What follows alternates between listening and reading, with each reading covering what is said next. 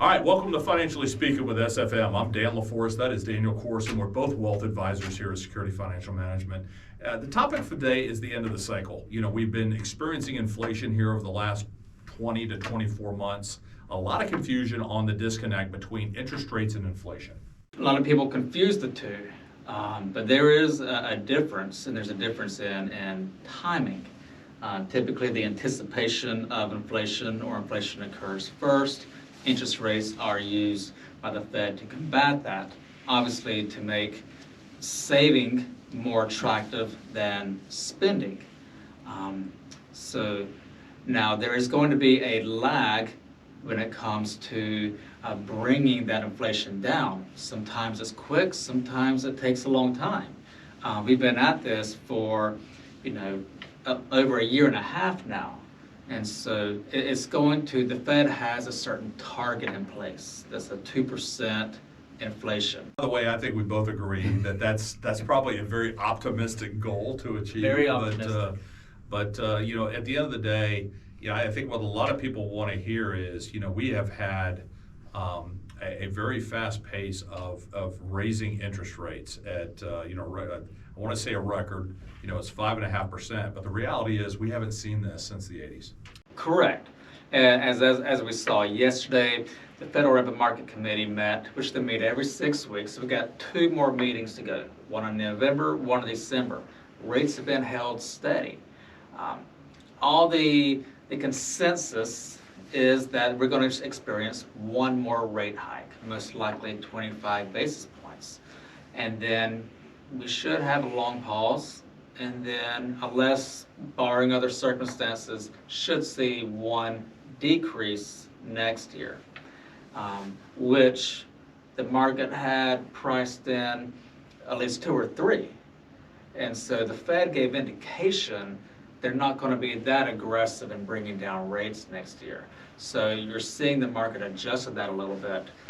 But I think that's a good thing to keep inflation or keep the interest rates a little bit heightened over the near term, because we need that, because the economy has been very resilient, almost to a surprise. It is a surprise, and I think it's a surprise to the Fed, because typically in these type of circumstances, we're seeing more unemployment numbers, which we really haven't seen a drastic amount of layoffs.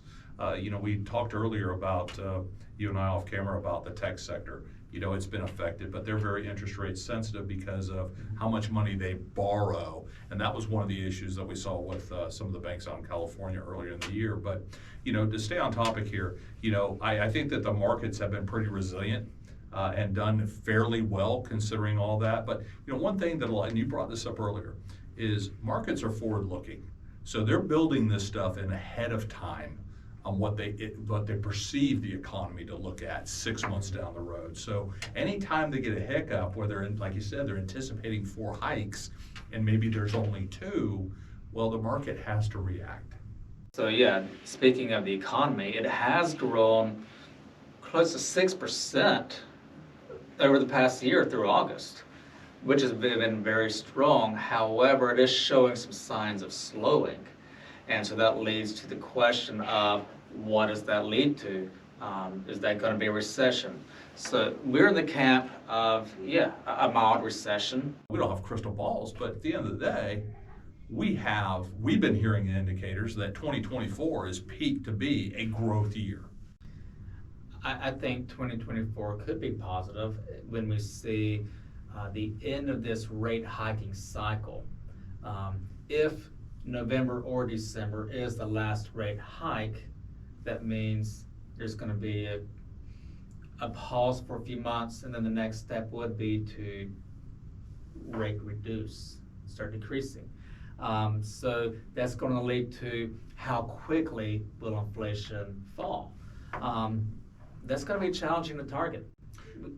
Which goes back to our original statement at the beginning of the show, is the disconnect between inflation and interest rates. We have many of our clients that are still very concerned about how much they're paying at the grocery store when they go out to dinner, and for them to hear that inflation is decreasing, they're not seeing it.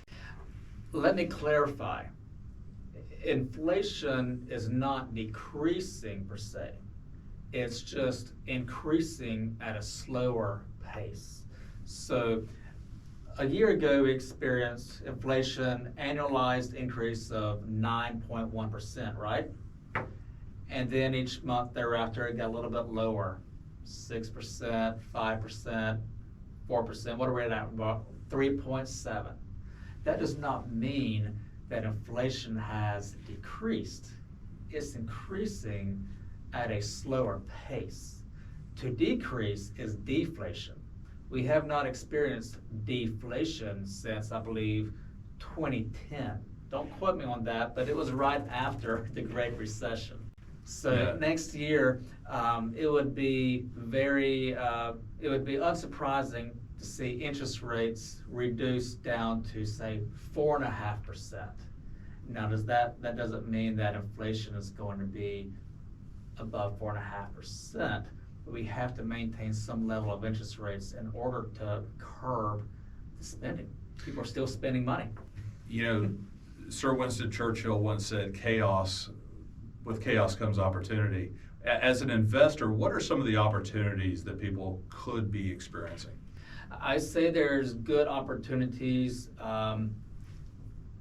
but are different depending on if you are a short-term investor or a long-term investor, because your objectives are different. So for example, if you're a short-term investor, right now we're experiencing yields, interest rates on fixed income that we haven't seen in at least 10 years. I mean, just look at your CD rates, your money market rates, your bond yields are now becoming very attractive. For the longer-term investor, I would suggest being more diversified. Don't put all your eggs in the growth sector. Add some to some quality dividend-paying investments, some real estate, some quality bonds. So there's opportunity in both places. However, in the camp of fixed interest rates, just be careful not to put everything in something very short term, because you're going to run the risk of being time to reinvest that and then rates be lower. So just make sure you ladder out your maturities. And obviously, from a long-term investing standpoint, we've always encouraged people to diversify and don't pick, if you're a self-investor, this is a very difficult time for you. So, seek some professional help, because there's different ways that you can take a look at it. And going back to an old Chinese proverb is, don't test the depth of the river with both feet. And I think that there's ways we can help you start to invest and put some of that cash to work. That's a very good point. I would say wade in. You don't have to jump in both feet first or head first. We call that dollar cost averaging. That's exactly right. So I would say kind of the big picture is, the interest rate hiking cycle appears to be nearing its end. I do think that it provides some very good news for investors going forward. Well, hopefully this was some good information for you at home, understanding the differentials between some of the terms that you're hearing in the news. So, that's the end of our segment. Thanks for watching Financially Speaking with SFM. I'm Dan LaForest. That is Daniel Corson, and we're available, us or any of the advisors here at SFM, 407-644-4686. Thank you.